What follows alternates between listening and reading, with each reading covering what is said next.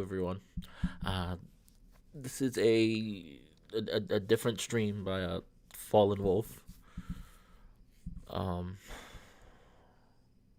I wanted to. I felt. I felt like I wanted to just vet at least once before things happened. Um, Man, I don't even know how to start. I don't even know how to start this.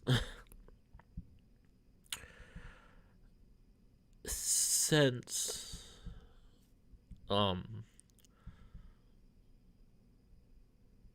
since I've joined, I what am I 26 now? Um 26, I probably started getting interested in the fandom when I was at 14 or 15, so like we're going 11, 12 years.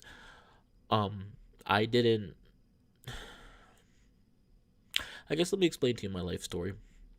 Um ever ever since I I've grown up, I used to live in kind of a small town. I've always lived in the same state. And well, I live in New Jersey now, and I've always lived in New Jersey. It's not really a place I want to live, but I've never had much of a choice. Um, I've always used. To, oh, sorry. I used to be a happy kid, very happy, very energetic to the point I actually would get in trouble. I remember back in elementary school, um, I used to actually get in trouble because I was so busy playing with people. I would always be that kid that was playing past recess and whatnot. And man, I can't get the words out. I can't seem to form words. I'm sorry. I'm trying to form. But I used to always be a very happy, outgoing kid. I used to always make friends. I used to be that little kid that would run up to other strangers and greet them and wave to them. And I was, I used to be a really good kid. And I used to be one of the smartest kids in my school. I used to be one of the smartest kids in my school. Big difference from now. Um,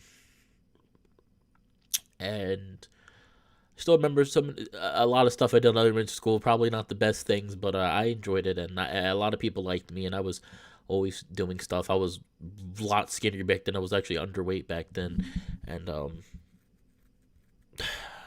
I was actually underweight back then, ironically enough.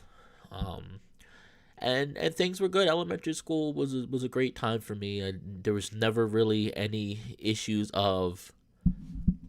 Sorry, there was never really an issue of me feeling sad. Um, and then came middle school. Middle school was, I don't know what it was. Middle school was a lot different. Middle school was sixth grade. Um, was when I got my first D.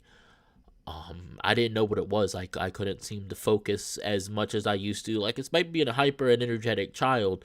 When I was younger, I still could focus. I still was passing my grades. I still was, um, volunteering and stuff. And then middle school, it was just something snapped and I couldn't focus anymore. I couldn't seem to. I couldn't seem to. Um, like I said, focus like I'm doing now.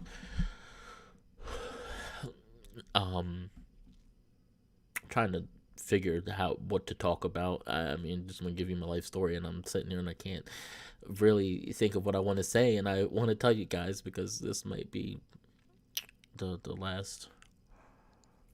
Well, let's not worry about that now. Let's just talk.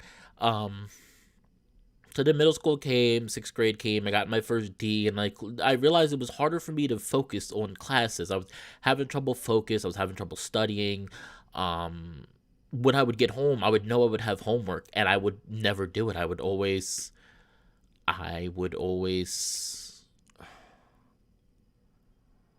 I guess I would always play video games or I would nap. And it wasn't like I was always tired. I just wouldn't be able to focus. I would usually play video games and it would become nighttime and I wasn't going to do my homework. And I'd kind of shrug it off and go to school the next day. And teacher would be like, you done, all right, everyone hand in their homework. And I'd not hand in my homework because I had a blank piece of paper and I was like, oh, I don't have it. F for that grade. Then the next week would come, same thing, F for that grade. And it started adding up, and over time my grades started really declining. They started really dropping, and also realized during that time one one good friend that I would say I kept for up to high school, up to my senior year of high school, where something happened. And then not only that, elementary school was a pretty popular kid. Middle school, I was a very unpopular kid. I don't know why it was. I don't know if it was because I don't say that lightly. I don't know if it's because I was mixed or um what the issue was, but I wasn't as popular as most other people were, and I got pretty bullied pretty heavily for it. I remember getting beat up a few times, and among other things, and that's when I started eating a lot more. Like I would eat a lot, um, and started gaining the weight slowly but surely, and um, I wish I could explain this better. It's hard. It's hard for me right now. Just it's really hard for me right now.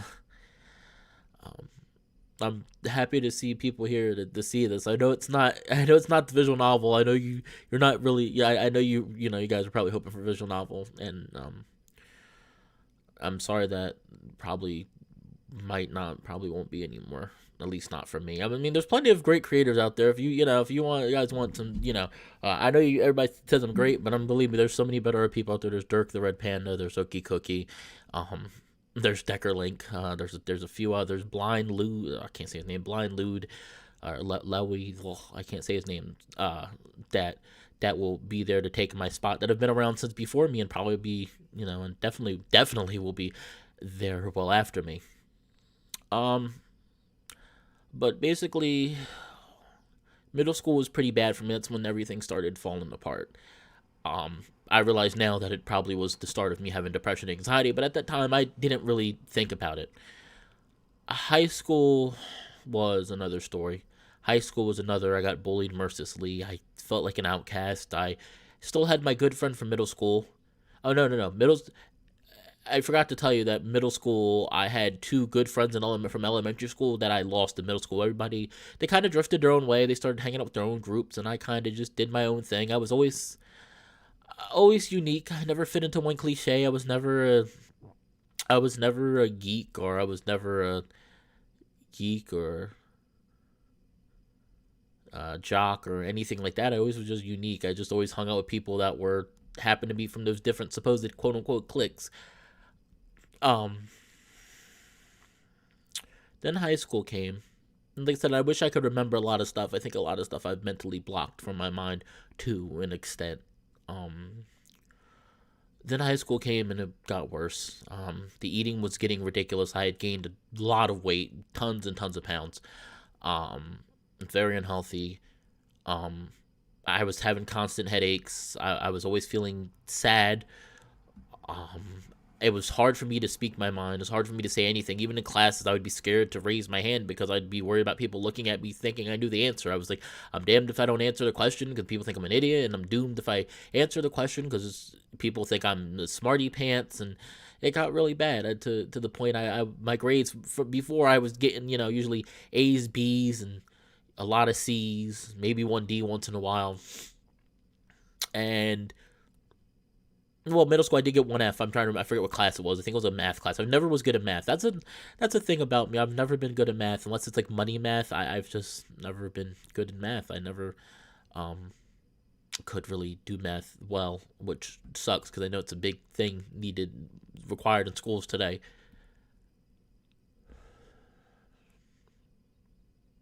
Sorry.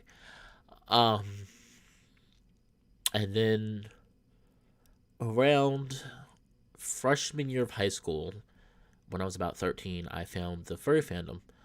It actually was accidental. It's actually kind of funny. It was actually I used to be a huge Star Fox fan, and I found a video about Star Fox and Crystal fan art, and I used to love them as a couple. Now it's now it's Star Fox and Star Wolf now, but back then for me it was Star Fox and Crystal. Um, and I used to love it, and I was like, wow, this is really cool art, and I really like it, and I ended up being so interested in one of the images that I went to, which I wish I had the image now. I don't have it saved on this computer. This was way back years ago. Like 11, 12 years, like 12 years ago. And I found the creator and I realized, wow, this is some cool stuff. And I saw more art that wasn't necessarily characters I knew. They were all kinds of furry characters. That just seemed so cool and so amazing. And then that's when I started getting interested in that stuff. And I started realizing I really liked furry stuff. Not going to get into details, but didn't help also that over time looking at that stuff made me, we'll use the word excited, which was, at that time I was hitting puberty. I was 13, so I was hitting puberty. So, you figure out what I mean. And it was good. I liked looking at the art, and I was like, man, these people do some really good stuff, and I was happy for them. And I drew myself once in a while, not as much as I would have liked to admit, but I drew a reasonable amount. I wrote a reasonable amount, wrote a lot of little fan fictions that are buried somewhere in who knows where at this point. But like I said, then high school came and stuff changed. As much as I liked the furry fandom, it was something that made me happy. But I always was a lurker. I never really responded to I never really talked to anybody despite liking the art or stuff. I was more of a lurker. I just look at art and stuff and see creators and find creators that I really enjoyed.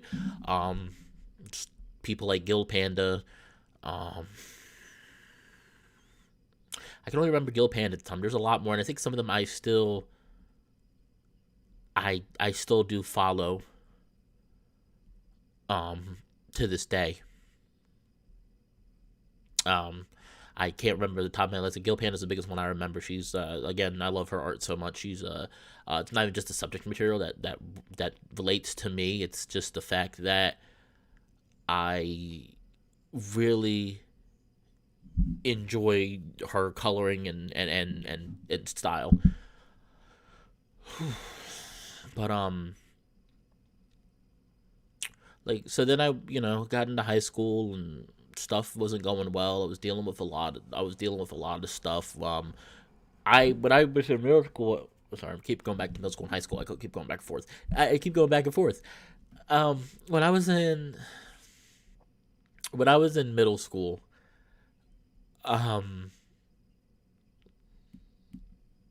we had moved beforehand. Me and my mother lived actually with my great aunt in her house, and it was terrible. We lived in the basement, but she was not the nicest person, and I mean she's gone now. Rest in peace for her, but she was not the nicest to us. And my mother finally had enough and worked 2 jobs and managed to save enough that we got into our own actual apartment, our own 2-bedroom apartment, which was great. I liked the apartment for a while. It was very cheap though, and there was a lot of issues. And as the years went on, we realized there was a lot of maintenance issues and whatnot in the actual building. But I liked it for the time. I finally had my own room, because before then, me and my mother shared a room, which was unique. But back then it was like we really didn't have much of a choice. Man, it's so hard for me to think of what to talk about right now. I want to make this a good probably final stream, and I'm trying to think of what to talk about. I want to give you some background and some story about myself. People can ask questions in the live chat if you want to. I can answer some questions, but I'll keep going. If people have questions, though, you can ask. It's harder for me usually to do stuff like this off the top of my head. Making videos, I mean, making these little live stream videos and stuff for like visual novels, man, I got it. It's no problem. Great ad-libbing, great, what's the word? I can't think of the word right now. But, the word where you, improv, and great improv. But man, when it's about talking about me, it's so hard. I don't know how Decker does it. He's always talking about himself. I don't know how he does it. He's always talking about his life, and I'm just like, man, how do you do it? Like, it's just such a great job at it. But yeah, high school came, and before then, like I said, elementary school was good. Middle school was a little iffy. High school was just the worst. I was bullied mercilessly. Nobody liked me. Girls always thought I was gross. Again, at that time, when I think about it now, I guess I wasn't as interested in girls as I thought I was. I mean, still, even now, I care. I like girls to an extent, just not that much. Um, and it was really crappy. I remember gym class. At that point, I had gained so much weight that I was just gym class was not for me. I was overweight, stomach hanging out, rolling, shirt almost rolling up my tummy. um, Remember how much I would get bullied in high school. I was a kid in high school that people would try their hardest not to pick. Like they'd be like, "Oh no, you take him." "Oh no, you take him." I was just that much of a unathletic person at that point. Beforehand, I used to be athletic, and then at that point, I just was very unathletic, and it hurt me per the usual. High school was hell for me. There was some days I'd come home and cry before I took a nap or slept. I never had anybody, and didn't really have a friend. I had my one friend from middle school. That was it. There used to be two, but then he kind of drifted off and did his own thing. He wanted nothing to do with us. I think we had a fight. I think him and my other friend had a fight, and he didn't want anything to do with me because I kind of took up my friend's side. But me and my friend were like goofballs. He was the only one. Whenever we had like classes together, which was rare, we usually had like one or two classes a year together. Um, Again, because he was a little more advanced. Not he was taking like college prep classes, and I was still taking regular classes, and struggling with that. So we didn't really see each other that much. But but it was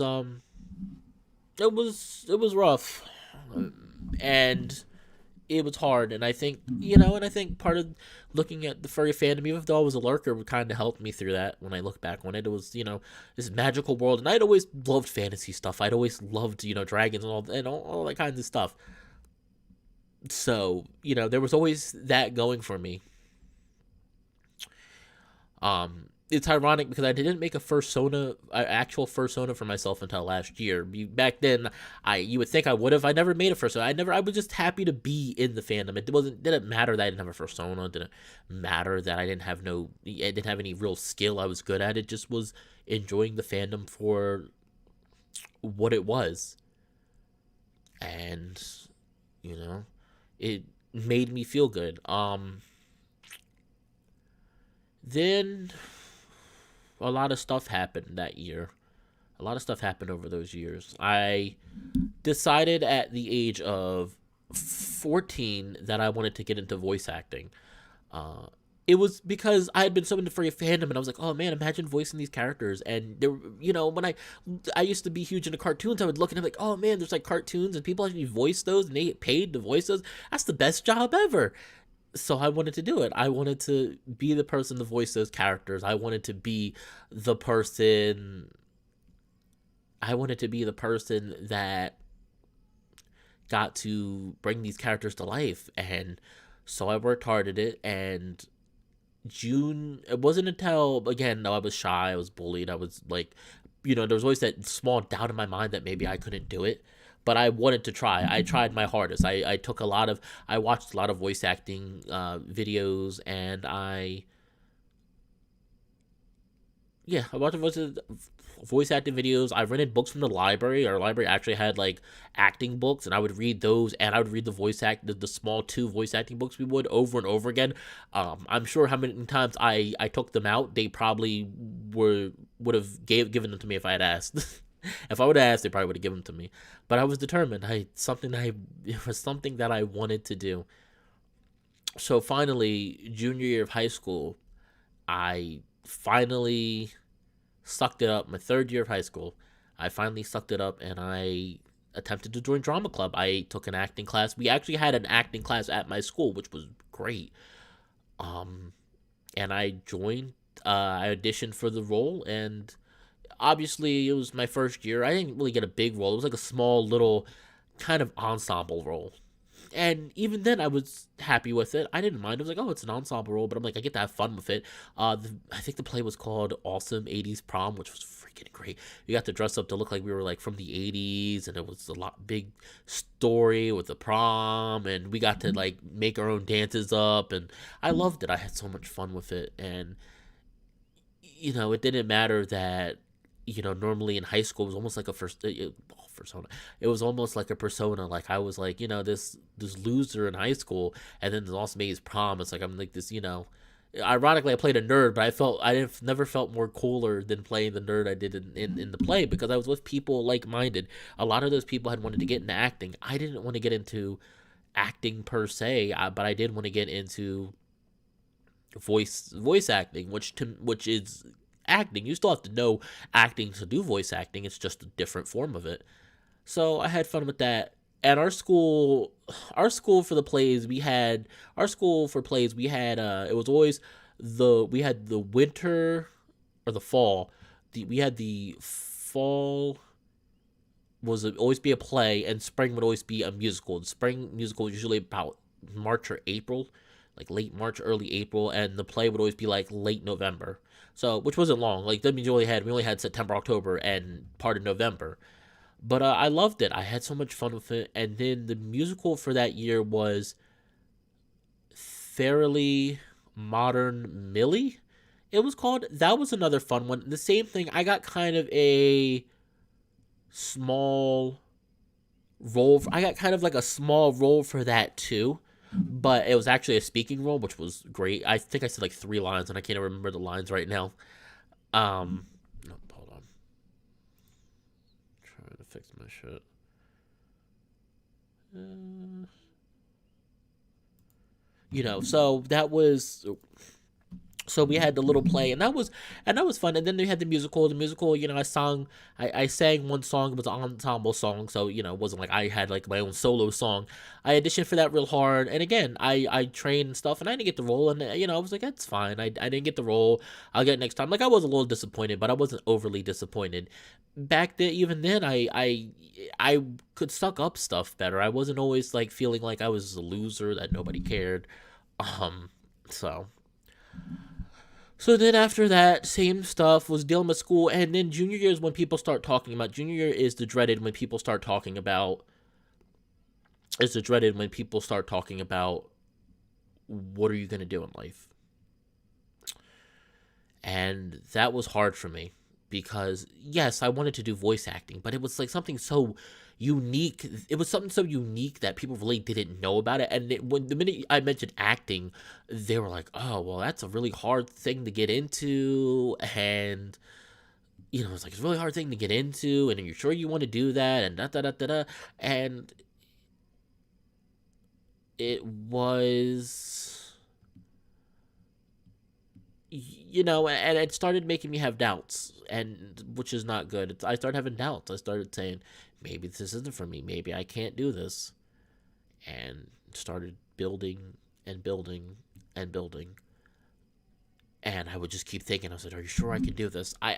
All my life, the two biggest things I've always loved is computers and art in pretty much any form. I liked writing. I liked reading stories. I liked looking at art. I liked, well, voice acting later in my life. I liked, acting in general. I always was an artsy person. That and computers. Computers, my love for went downhill slightly over the years. I still like computers to a degree, and I still would like to learn more about them, like programming and such, computer science, but it's died down a lot more than the other stuff. So, like I said, started having doubts.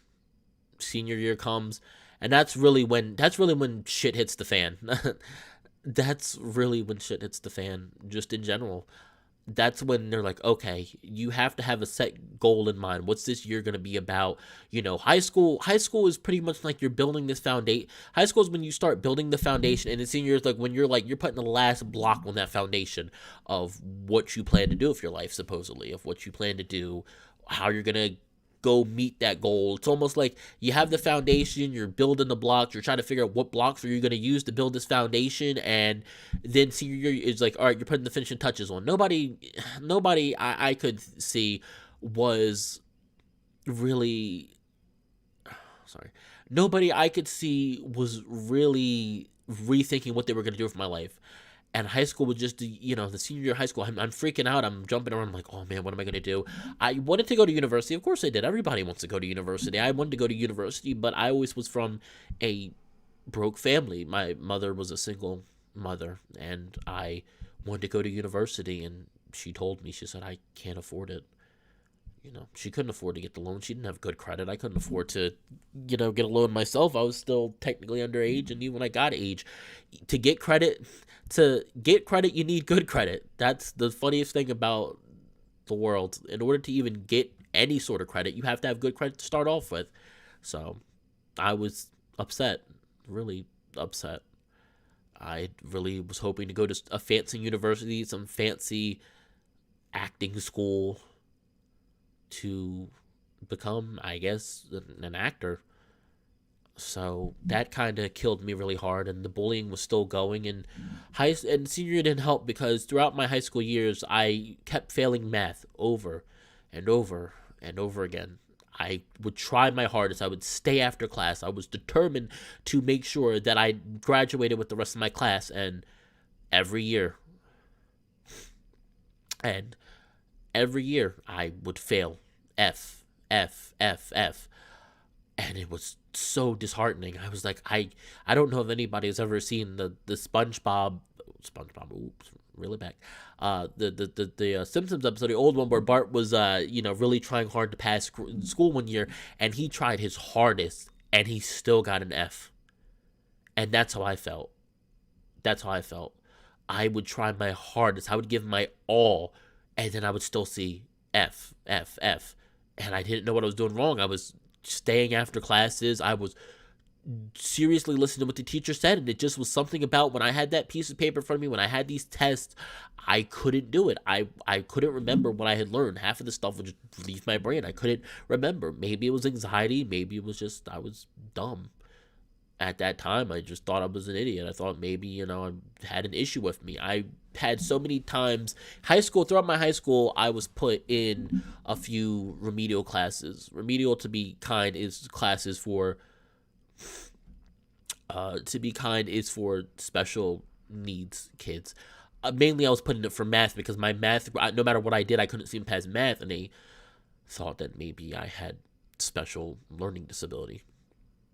Now, there's nothing wrong with having a learning disability, but at that time I already was bullied, and the people in that class were people that were, really rowdy kids, or kids that really did have learning disabilities, or either kids that were really unruly, and it hurt so bad. It hurt so bad to try so hard and to keep falling, and to the point where I was at the bottom. I was at the bottom despite doing my all. Despite trying my hardest, I was at the bottom. I couldn't get out. I couldn't do anything. And I passed the classes but it was so hard to just sit there and tell myself that all this hard work was for nothing. I was still flunking. I was still barely passing by my high school classes, despite not just only math, all classes in general. The only thing I ever was great at was English, and that was because I read the material. I'd have half the students, they wouldn't read the material. I was the only one that really seemed to read material. I was reading all kinds of stuff. I would actually read Julius Caesar by myself. I would actually read Romeo and Juliet by myself. I would try to learn the words by myself based on where they were placed in the sentence, based on their, I'm trying to find the word, based on their usage. And I learned from that. I got smarter. I learned from that. And English was always a subject I excelled at, writing and reading. Whenever we always had to take I don't know if anybody's ever had to take them. I remember I used to have to take, we always had to take a state standardized test. I hated these, by the way. I hated them with a passion because they were also tests that decided what kind of math you would get into, what kind of English you would get into, partially. And English, I would always pass. Reading and writing, I would get, exceeds expectations, or whatever the grades they used for. There was 3 different grades. There was like, one that pretty much said you were terrible at it, one that said you were okay, and one that said you were great at it. And all the time, English, reading, writing, and math portions. Reading and writing, I would always get, the high grade. The grade exceeds expectations. And math, I would always get I'm terrible at it. I wasn't good at it.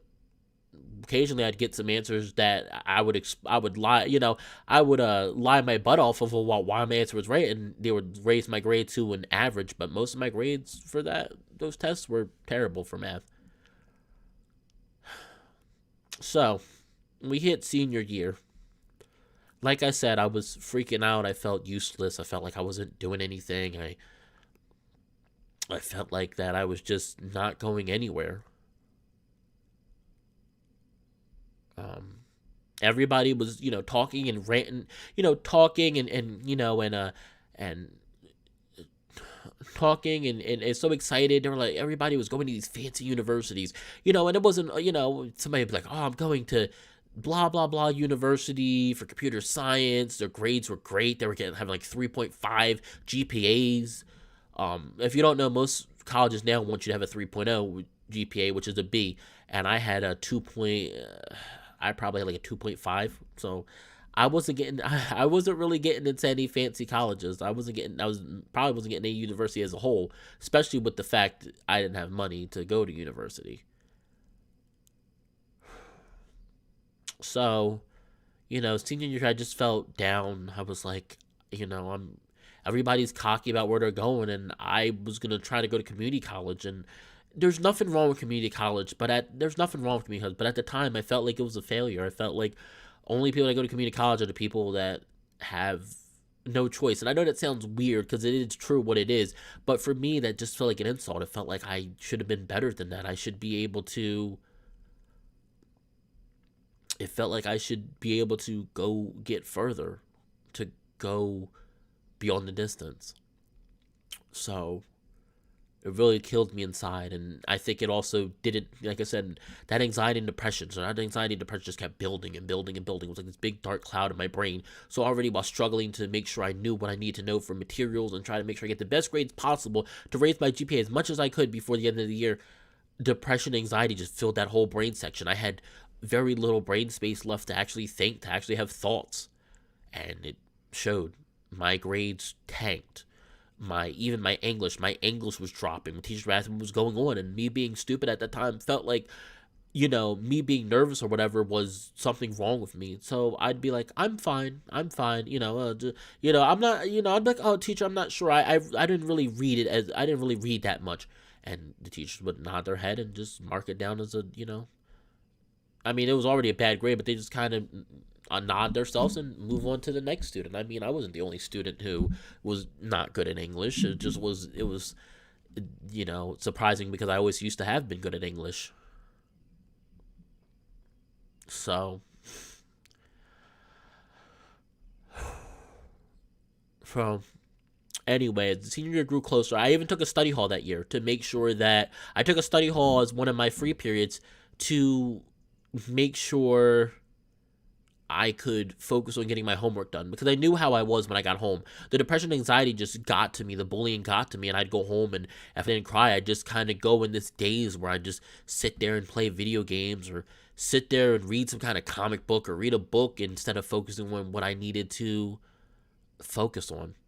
So I took study hall. I said, hey, if I take this study hall, I said I can I make sure I'm getting my homework done. And my friend even took the class, so it was even better. So like we goofed off a little bit, but we were serious. We helped each other study, and he knew when I was serious, that when it was time for us to really study and when it was time for us to mess around. And for the most part, my homework improved a little bit. But then here comes the bad part. A few weeks after I started senior year, the year you're supposed to have fun, the year you're supposed to, for the most part, have fun. Most people either are having fun, or most people are either super serious about studying. I was the one that was super serious about studying. I was the one that was super serious about studying. I'm called into the office. I'm told, due to my lackluster grades of math, I would be required to take 3 math classes to graduate, and I had to pass all 3 of them with at least a C. Now, this was rough. This was really freaking rough because, as I told you, I've never been good at math, and I was freaking panicking. I said, how the fuck am I gonna pass 3 math classes? I can't even barely pass one. Now they're telling me I have to pass 3 math classes in order to graduate my class, or I was gonna have to take summer school. And even then, I mean, did it really matter? I was never good at math. So, and boy, were these math classes not meant for somebody like me. These were the classes, they tried to help me out by giving me the lowest of the low math classes. And when I say low, it was even worse than the remedial class I had taken beforehand. These were like dungeons almost. It looked like dungeons. They were dark rooms. The lights half didn't work. There was some weird smell that I couldn't I couldn't tell if it was, I could tell if it was mold, or I couldn't tell if it was just somebody died in the room. It was that bad. So already that depressed me. The people I couldn't relate to. I hadn't related to people for a long time, and even more so with these students, I couldn't relate to at all. I just felt alone, and once again, grades dropped, grades lowered and lowered and lowered. It didn't help at this point in my life that I had started realizing that I had never had somebody special. Granted, don't get me wrong. High school life, don't get me wrong. In high school life, most times the people you fall in love with in high school is little called, I would call them flings. You don't really end up being with them. The rare occasion you do, and like I said, there are rare occasions where people actually do fall in love with their childhood sweetheart and end up becoming something more than, and stay something. um, but for me, um, I just wanted, I didn't think about that at the time. I just wanted somebody special, and I realized nobody liked me. Back at that time, I had started really having feelings about being more than heterosexual. I started having feelings about liking men. I had these, I'm not going to get into too many details, but going back to the story I talked about first finding out about furries when I was 13, 14, let's just say that a guy character made me feel a lot more than simple this is good art. And I'm not going to get too many details because I don't want this to be dirty. This is not about dirty ideas, NSFW. This is about serious discussion for one last time. And that's when I started realizing maybe there was something more than meets the eye. At that time, I shoved the ideas away. I had a family that was overly religious to the point they're the people that almost run out there with picket, with signs, condemning, people, anybody that wasn't heterosexual and Christian. So at that time, I hid that part of me away. Probably part of the reason why I was so anxious and depressed, or at least it helped, extravate the feelings. But I pushed those feelings away, and for the most part, it worked. But when I hit around, like I said, about 17, senior year, those feelings started coming back up pretty heavily. And I would go in the locker room,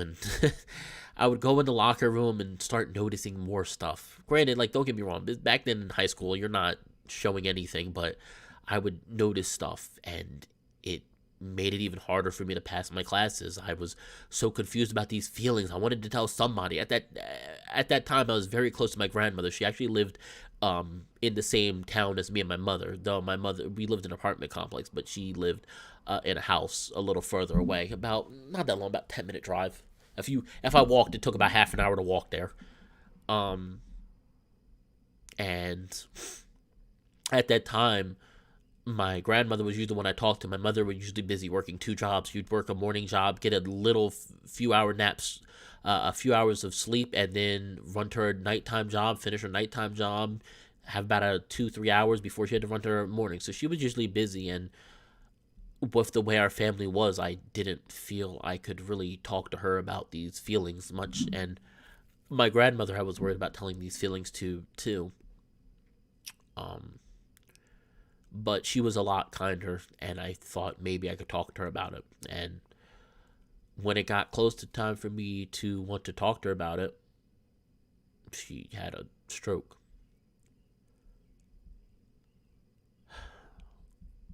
It's hard for me to talk about that because me and my grandmother were so close, and very, very close. She raised me elementary school. She was the one that was pretty much raising me more so than my mother. Um, and whew, and she had a stroke. At that time, when it first happened, we didn't notice it. Me and my mom, we thought she just wasn't feeling good because it started off as something mild. It started off something as she was kind of being a little forgetful, and then as time went on, we even thought maybe it was Alzheimer's, which was would have been bad too. But then she wasn't walking right over the past next day. She wasn't walking right. She was talking about stuff that made no sense. She was talking about events that had happened years ago, and started to realize that something wasn't right. Something was wrong. Finally, we had one night where she was screaming and hollering. I don't remember what exactly it was, but she was screaming and hollering about something. And we finally took her to the hospital, and we stayed there overnight. We stayed there all night for hours and hours. They did tests on her, and they told us she had a stroke. It was really hard for me and my mom because she, like I said, this was right at the time when I figured I would talk about these feelings I was having and maybe find out. Like I said, my grandmother's probably one of the only family members I think if I would have told about how I was, she would have accepted it with open arms. She would have still loved me. Um, so that happened, and we were heartbroken because she was a strong woman. I didn't even mention really talk about her. She was a very strong woman. She did a lot of yard work all by herself.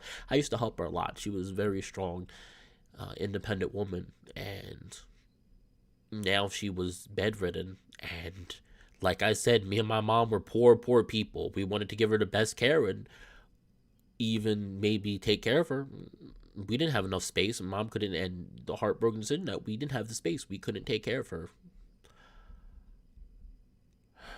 So, she stayed in the hospital for a few days, and we made plans. And finally, they told us about a nursing home called told us about a nursing home called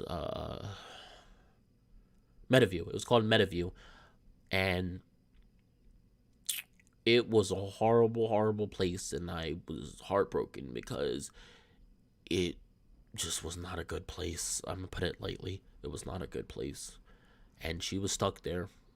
Well, no. At first, before she went to Metaview, they took her to some out care. They took her to some inpatient care program in another hospital, like an hour drive away. And it was to try to rehabilitate her because at that time she wasn't able to walk on her left side. Her left side was the one that was like dead. She could move it like a little bit, but not a lot. And they were trying to get her to strengthen it. And this is, capitalism. She did good. She was starting just when she was starting to look like because at first people were giving up. They're like, oh, she's not doing anything. But we were, me and my mother would support her and tell her, like, you got this, you can do this. And she was starting to get better. Hospital comes in and says, our insurance is denying, her insurance, which was state, was denying to have her stay there any longer. So that meant that she couldn't get any more training. She couldn't get any more of the care that she needed to possibly get better to, while not being exactly independent, able to not have to be stuck in hospital. So they told us her insurance was not going to pay for it. Me and my mother at the time had no money, and the rest of the family was all. I'm not going to get into detail about my family. Let's just say my family likes to claim they're a lot broker than they really are. They don't like to pay for anything, despite having the money. They were like, oh, we don't have the money, just put her in a nursing home. So heartbroken decision where we got recommendations for nursing homes, and there was one that was not that far from us, about 15-minute drive, and we put her in a nursing home called Metaview. And that was a very, very hard decision to make because we didn't have the space. As I said, we didn't have the space to take care of her, so it was pretty much there or bust. we took her to Meadowview, and at first she was chippy. My grandmother was always a very positive woman. She was a very, very positive woman. She always looked on the bright side of things, and she started losing that positivity as she stayed there longer. At first, she was like, "Oh, it's fine. I'll get better and I'll get back on my feet." She was being coherent with her thoughts. She was regaining coherence. She was starting to understand where she was and stuff. As time went on, though, as time went on, though, she started losing that. They would keep her. They would keep her in the bed for hours. They were some days where they hadn't even took her out of the bed. And basically, about a year after she had stayed there, we had days because we would visit her. We would try to visit her every day. There were some days we didn't visit her, but we would try to visit her just about every day. About I would say about 4 or 5 days out of the week we would visit her. So we visit her a lot. Usually at night we would visit her after my mother got done her morning job, afternoon job. Oops. So, she started declining hard, and it was getting harder and harder for me to see her. And like I said, at that time, I was still dealing with senior year. So imagine having undiagnosed, anxiety and depression mixed with this stuff going on, mixed with, having these thoughts about your sexuality that you want to let out, but you feel like you can't let out. It was so much, and like I said, my grades were tanking. My grades were dropping. I was barely. There was some class I was barely passing with C's to classes where I was just straight getting F's, F's, F's, F's because I wasn't either handing in homework or I couldn't be bothered to care. Thankfully, I had a math teacher who was a very um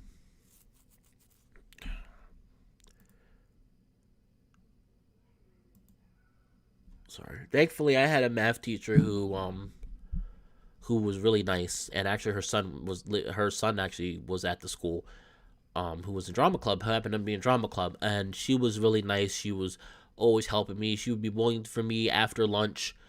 She would, I would eat lunch, rush over to eat lunch, then come to meet her, and she would help me, and I started keeping track in her class.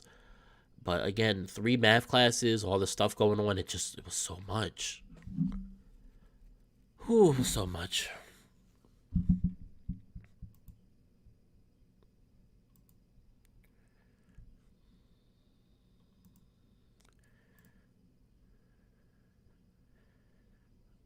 Sorry, everyone. Uh, so it was a lot. It was a lot of stuff I was dealing with. But the one math class I was passing, and the other one I was just the remedial math class, and I had one regular that was required by the state for me to pass in order to graduate. But I had to pass 3 anyway to pass in my school, and then there was the one I had to minimum pass algebra in order to graduate with my class. That was required by the state. Slowly, I started improving in my grades a little bit, but again, with all this going on, I really couldn't focus that much. And don't get me wrong, there was when it comes to my sexuality, there was people there like me. I actually had a lot of gay. I actually had a lot of. There was actually a reasonable amount of gay people in my school. Granted, I don't. They didn't get treated exactly as well as they should have, but there was a reasonable amount. But at that time, I couldn't accept. I couldn't accept, that part of me. And even now, I mean, I still would consider myself bi. I still have some attraction towards women, but um at that time I just couldn't seem to really open up about how I was. And with all the other stuff going on, I kept it quiet once again. It bothered me, but I kept quiet because the one person I was going to tell was sick now. I couldn't tell her. I couldn't tell her about this. I couldn't add that worry onto her, even when I was seeing that, especially with seeing her slowly decline and become somebody that was not my grandmother. So,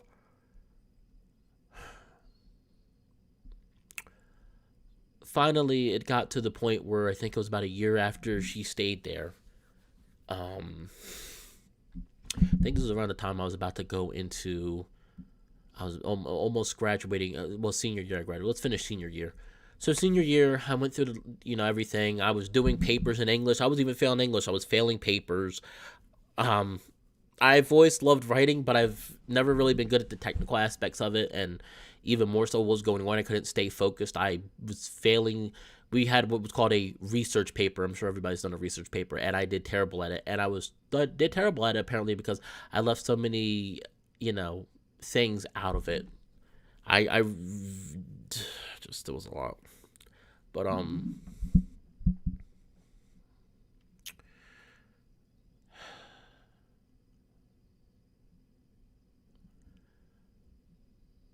it was, it was rough.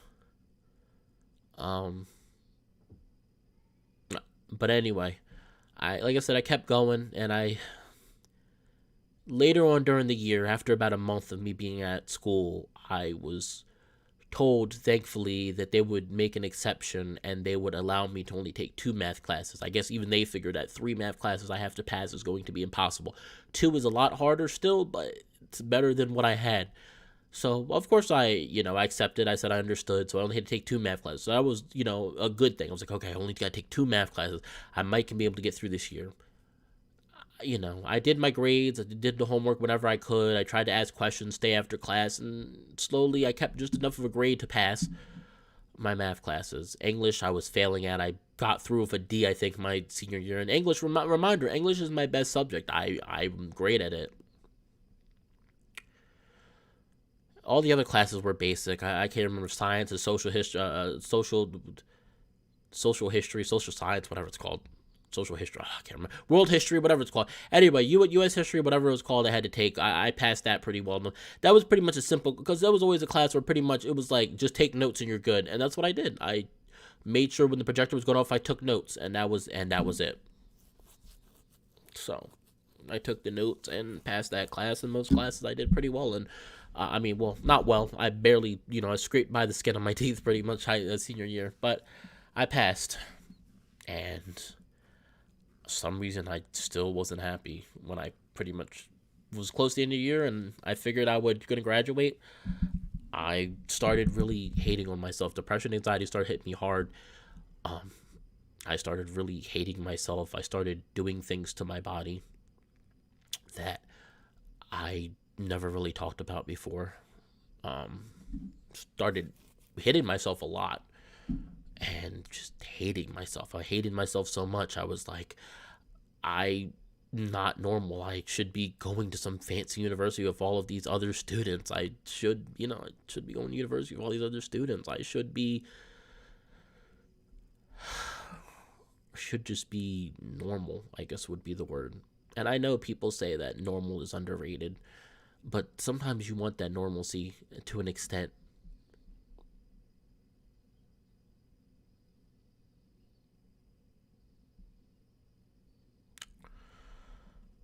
Even now, I want that normalcy.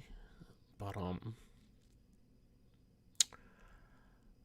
it was depressing. I was very depressed as senior year drew to a close because I was like, yeah, I was gonna go to community college, and it's pretty much almost impossible to not get approved for community. It's almost pretty much impossible to not get approved for community college. I mean, it's not that hard to get in, especially if you're in high school. And my GPA that year was a 2.7, which is not that good. I mean, it's not terrible, but it could be a lot better though. So I definitely knew right then and there. And with the way my grades were, I wasn't getting a scholarship. I wasn't some jock that had went to take clubs. Don't get me wrong. There is in high school, I had always wanted to join the tennis club. There was something about tennis I liked. I always liked tennis, and I never took the opportunity to take it because, again, I was always anxious. I was always like, man, I'm so I was like, I'm so overweight. They're not gonna let me go join this club. They're gonna want people that are fit and slim. And I wasn't fit and slim. I was overweight. I was overweight and slow and clumsy. So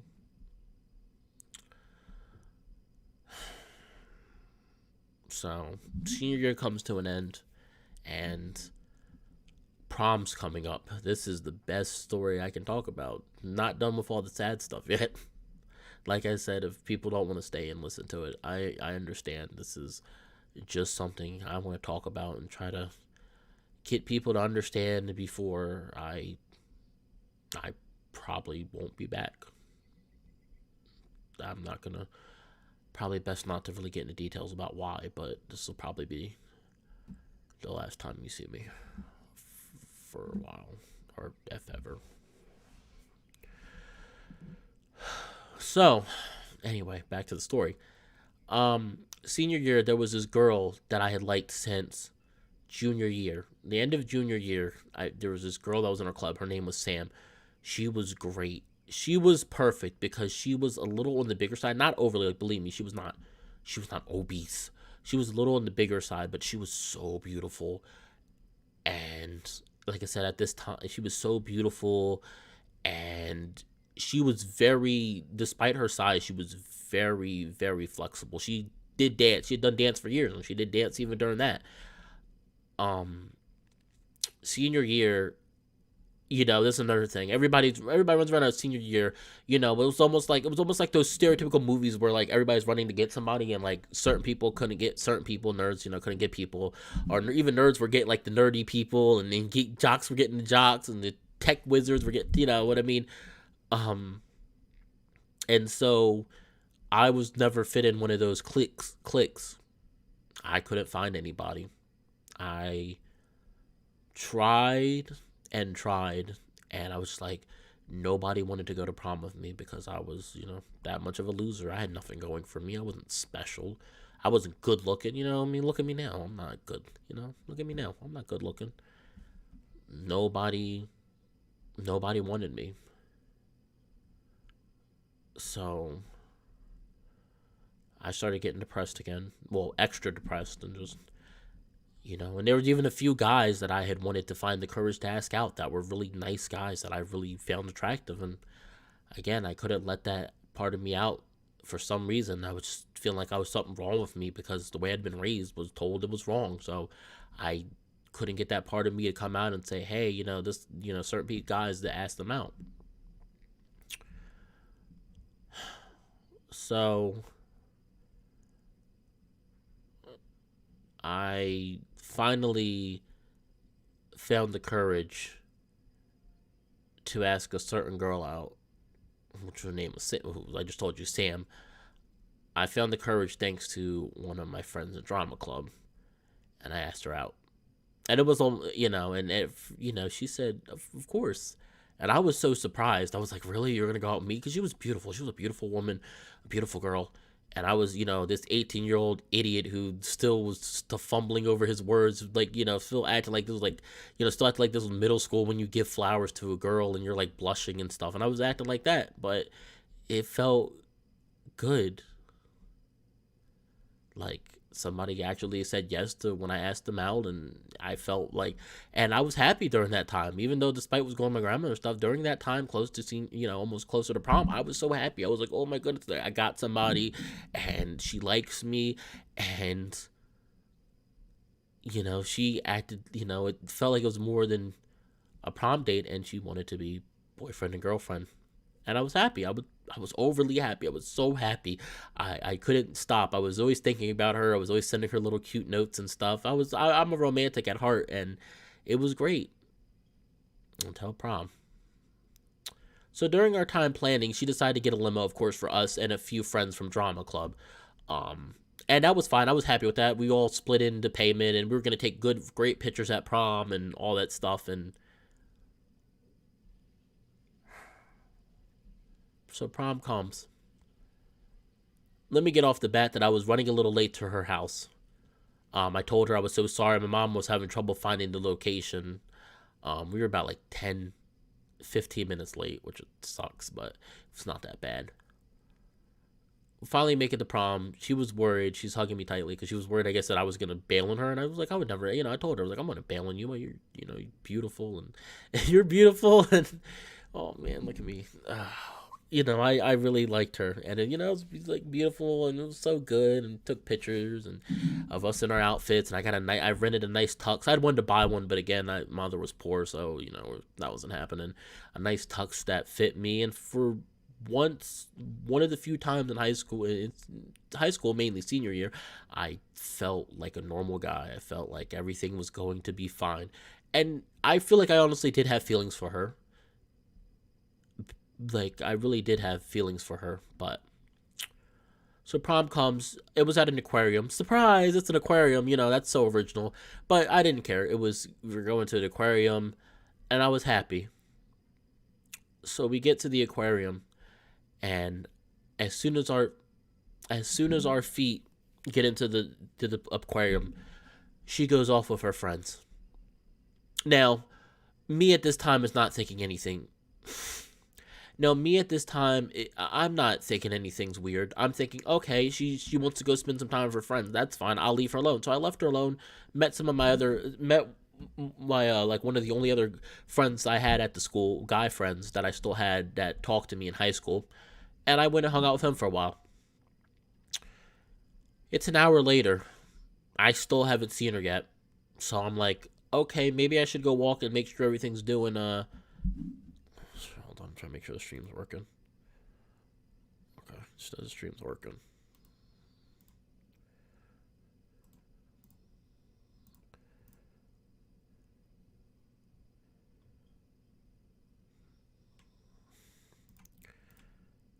Let's make sure everything's working fine.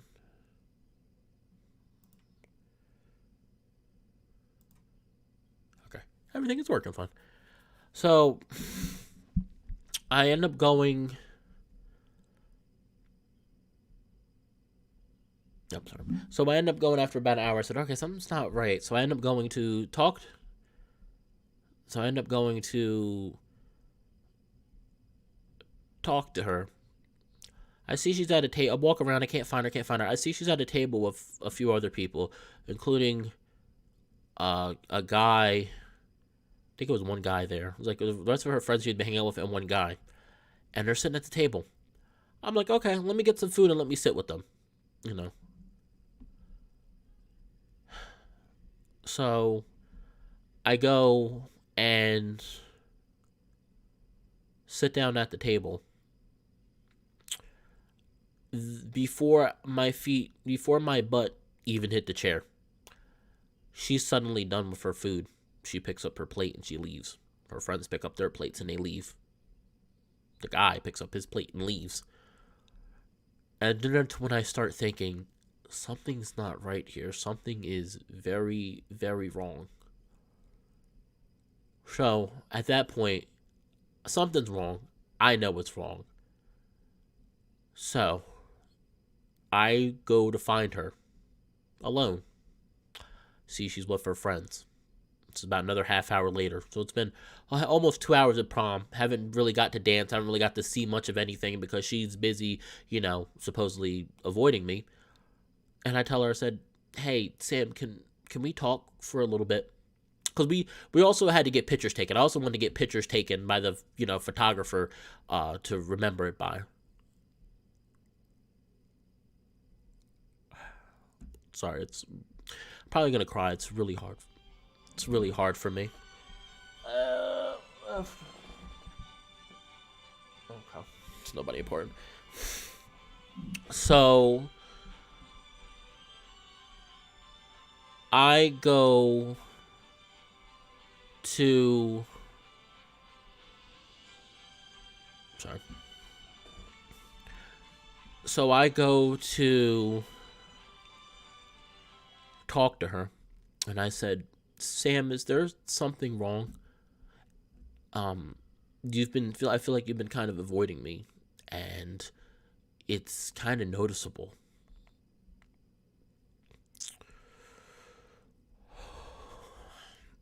So she tells me, she said, Mark, it's complicated. She said, I'm not sure how I feel about you anymore.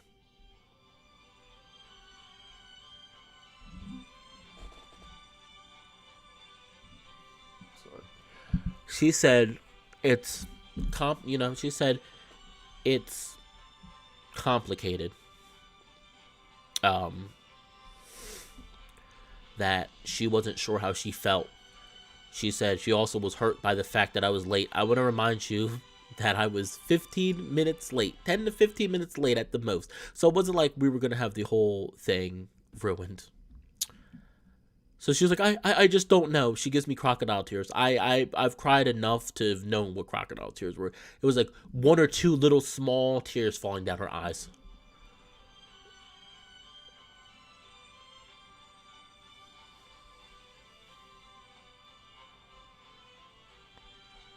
I don't know who's calling me, but I'm gonna ignore it for now.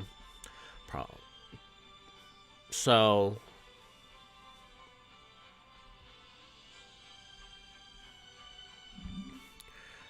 so anyway, besides all of that, um, that happened that she leaves. Now I'm sitting there dumbfounded, saying, this girl that I really liked and that I thought maybe, just maybe for once in my life, somebody actually loved me as more than friends, leaves me, you know?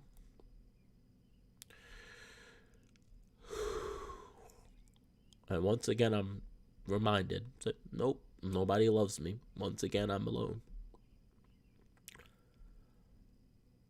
Just me, the fat, uninteresting person, stupid person on top of that, that nobody loves.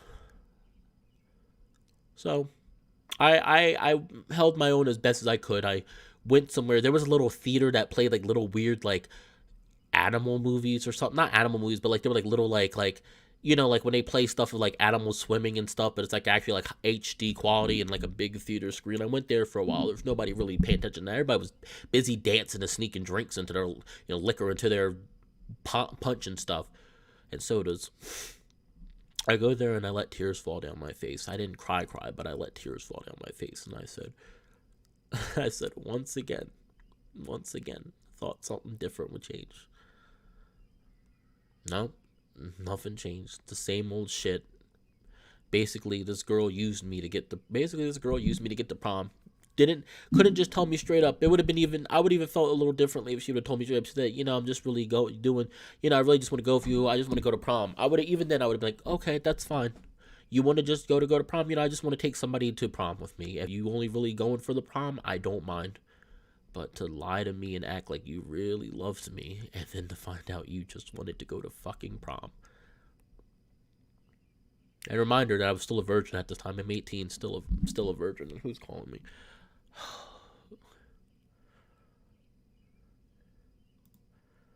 Sorry. So, sorry about that. So, anyway, once again, that happened. I'm heartbroken. My friend who was chill and always happy, his name was Tyrell. I love Tyrell. Tyrell's a great guy. He always was there for my back. He comes in and I tell him what happened. And he said, he's like, fuck her, man. He's like, fuck her. You don't need her. Da, da, da, da, da. Now, he was always a chippy guy. But at this time, I'm just like, I'm sad. I didn't get to go hang out with, I really liked this girl. I really wanted something more. And once again, I find out that nobody really loved me. And it broke me so much. But there was this other girl that he knew and that I knew that was in her class. She wasn't really a friend, she was more an acquaintance. And she had come to prom alone. And Tyrell got me and her to dance. And I had fun. She was always nice. She was always chippy. She was always happy.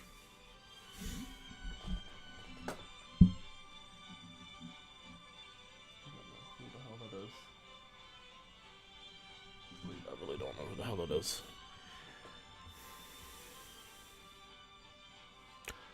So, anyway,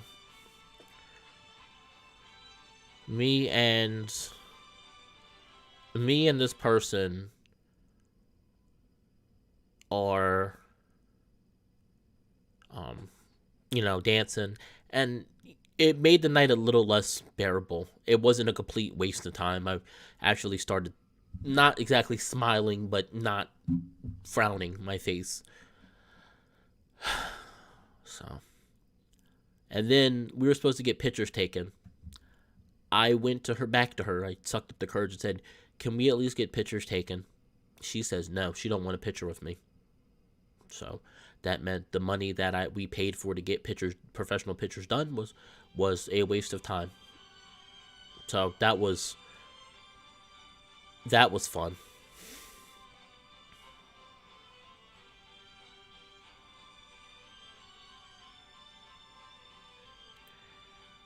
I don't know who keeps calling me, but I really not feel like answering right now.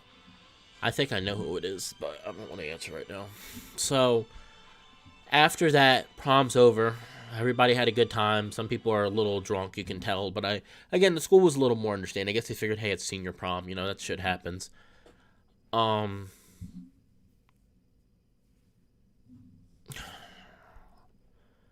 but I was just reminded that with that, for once, I thought that somebody who actually loved me, or at least liked me as more than a friend, and found out very quickly that nope, nobody liked me again.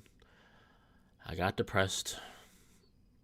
So we got the limousine. The limousine ride back was awkward. We both sat there, keeping a little distance. Not really sitting next to each other, looking away from each other. And everybody knew. I guess everybody knew what had happened because nobody was talking. Like we were all talking and ranting on the trip to the prom. Out of the prom, no, nobody was talking. It was quiet. I kept myself busy sipping some Pepsi cans that they had given us and some cider, not cider. Yeah. So, ride in silence, nothing said. Finally, we get to we get to I'm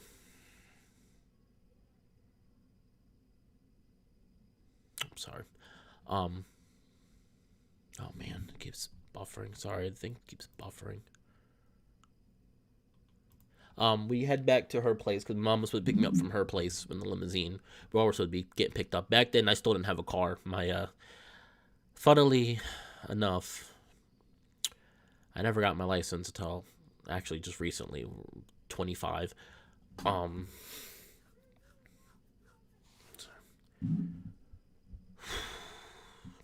sorry, it's just hard to talk about because it's something that I've, for the most part, gotten over, but it still is just a reminder that no matter what I do, I can't find love. No matter what I do, nobody ever loves me. I have a lot of love to give. Nobody really cares, though. Just another reminder how useless I am, how useless my life is.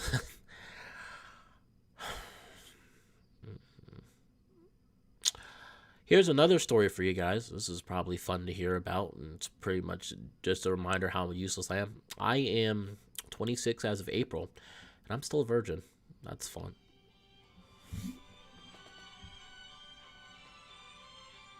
And I am, still. Sorry. And I am still a virgin. Um, I hate it. I hate it so much.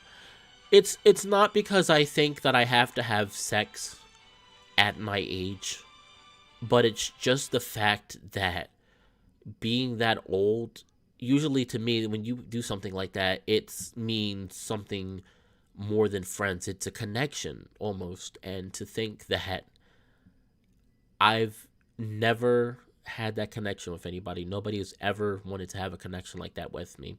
High school is a time where everybody's horny at that time, so you think of something. Thank you, Bad Coon, but I don't think it's gonna happen. It's not gonna happen anyway. It's not gonna happen for me. It's not. Nobody's ever loved me. Nobody wants my ass. I mean, when I look in the mirror, I guess I should be reminded of how ugly I am, how unattractive I am, how nobody. I guess I understand why nobody would want my ass. It's even the funny, and I guess it's, I don't know. Nobody's ever gonna want me, and that's really Sam, it's not a problem with. It's not a problem of because of being a virgin. It's a problem of what I think about when I think about not being a virgin. The thought to me is being with somebody that cares about you enough to want willing to do that. And I've never had anybody that's actually loved me to the point of willing to do that with me. This is not the only thing that's bringing me down. It's a part of it, but it's not the only thing bringing me down. But so like I said, we go home. Nothing's said. Nothing's repeated. Um, I go through school. I'm depressed even more now. Back to being depressed. I was expecting prom to be some great thing, and it was sucked for me. I didn't have anybody. Wasted. Feel like I wasted my time. Nobody. No friends. No nothing. To the point where I got, and I guess I should explain something too. Why I talk about high school. Another thing that didn't help during high school was throughout high school, I had all these people that were so talented, so great. You had the people that were really good at sports. You had the people that were good in computers. You had the people that were good at technology. You know, it's the same thing. It's computer technology, whatever you want to call it. You know, you had the metal shop people, and there was me. You know, there was me, and I couldn't do anything. I couldn't, it was me. I couldn't do anything. I had nothing special about me. I still have nothing special about me.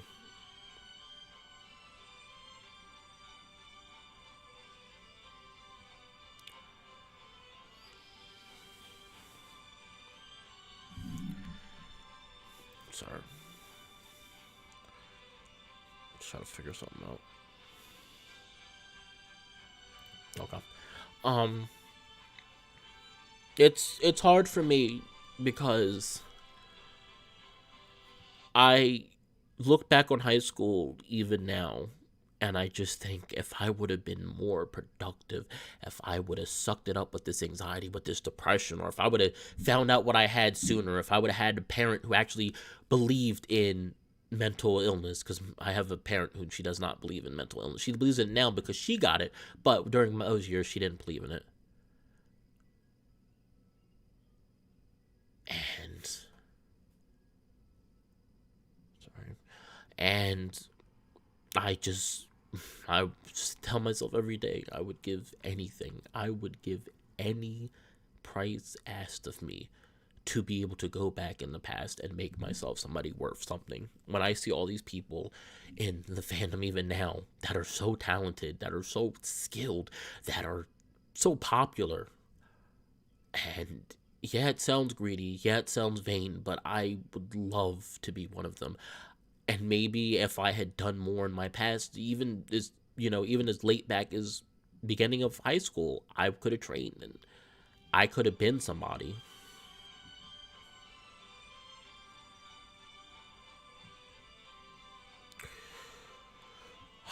And I just would give anything to just be able to be worth something, to have something special. I have so many people I look at right now. I have so many people in the furry fandom I follow.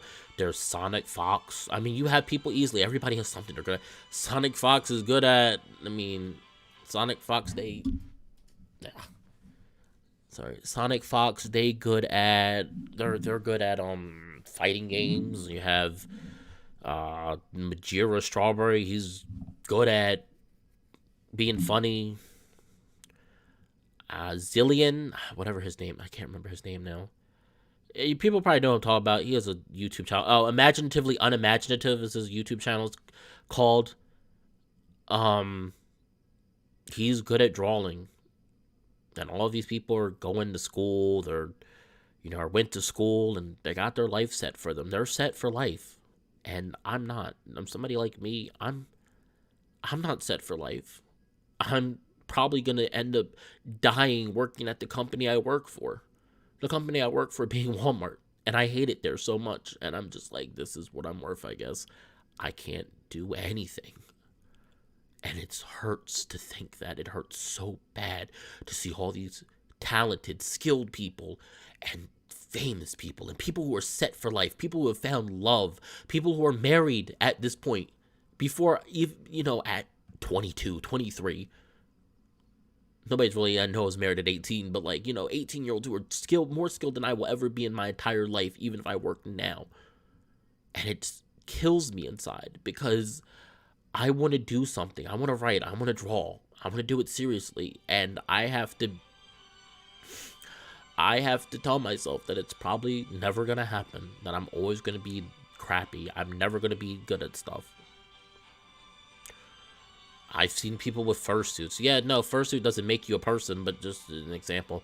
I've seen people who are freaking 18 buying fursuits, and I'm like, I wish I had a few $1,000s saved up. I fucked up so bad. I fucked up so bad that I can't fix it, and that kills me inside because I can't fix the issues I had. Yes, they're in the past, but they still affect me today because they're issues that if I would have fixed back then, I wouldn't have these problems now. I can't even move out of a place where I'm condemned for liking men. Isn't that great? 26, don't have my own place. I barely have money to get by. Working a dead-end job that anybody could work. Still never been loved to this day. Still never to this day has anybody ever wanted to really date me. Never had a true relationship. And it kills me inside so much because I just want to feel like I'm going up in life. And every day I'm just like, I'm reminded that, no, I'm trapped. No matter what I do, I feel like I'm in the ocean, and I have people in front of me who are swimming. I have some who are swimming perfectly, some who are a little slow, but they're, slow, but they're going somewhere. And there's me, I'm just, flip-flop, and I'm like, I can barely keep up in the water. Sam, I'll never be as good as those people, though, because they will always be one step ahead of me. It doesn't matter anymore, because I never will be as talented as those people. No matter what I do anymore, I will never be as talented as those people. My drawings are crap. I love drawing. I can't draw for crap. I've tried, I practice. Writing is crap. Yeah, the only thing I have is good ideas. Besides that, the technical skills of writing are crap.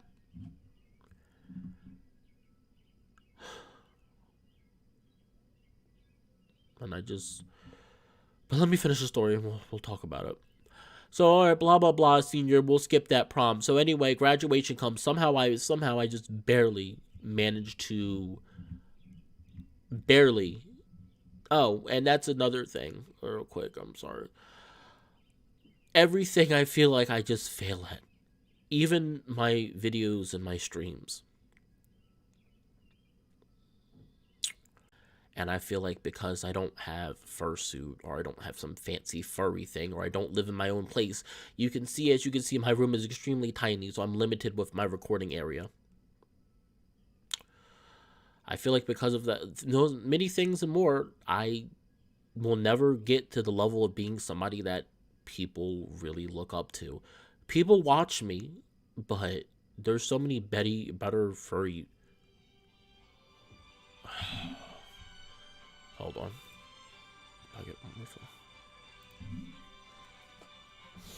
Hold on, everyone. Give me, 2 seconds. Give me 2 seconds.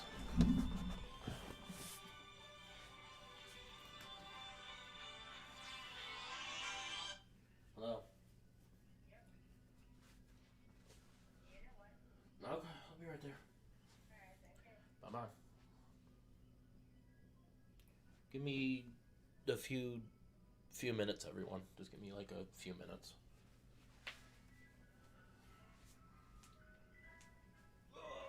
I gotta go do something. I will be right back.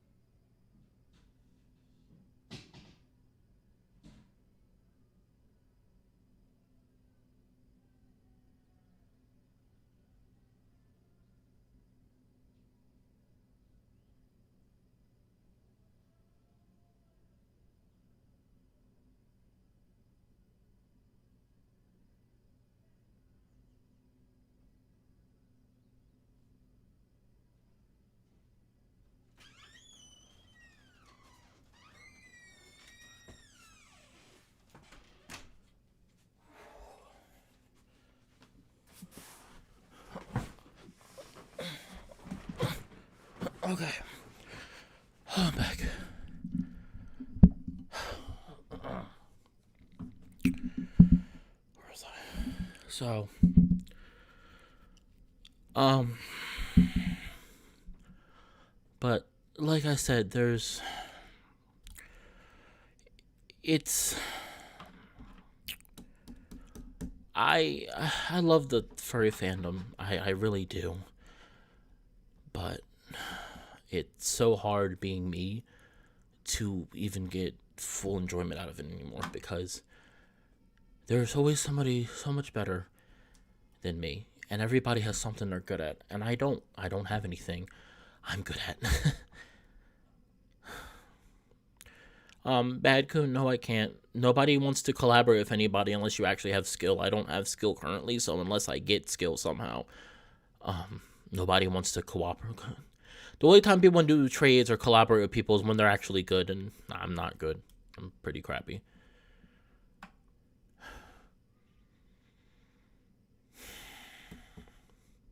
And I mean, being in this fandom, just all the people I see that are so good.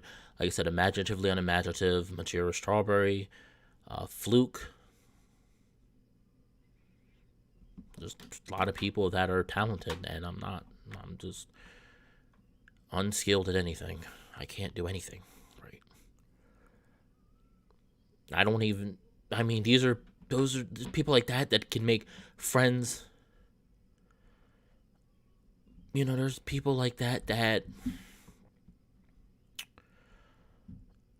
can just make friends like it's nothing. That can go out there and make friends with people. And I'm a nice guy. I try, but I'm just not. I just wish I really would. I don't think anybody understands how much I would do anything to be able to make changes, even if not in the past. If I could make myself be skilled in something, it's one thing. I don't even have to be skilled at good both art and writing. Let me be skilled at one thing. Let me be a really good writer. Let me be a really good artist that people are like, wow, this person does this on an above average level. I'm so tired of feeling like I'm nothing, of seeing these people. And don't get me wrong, I'm happy for them. I hear stories and I'm happy for these people. I'm happy for Majira. I'm happy for Decker Link. I'm happy for Dirk, the Red Panda. All these people that I look up to, I'm happy for. But I can't help but say, when is it my turn to have something good happen to me? I just want something good to happen to me for once. Just I can't even make real friends. I'm never in my real life. Can't make friends. I have one friend at work, and even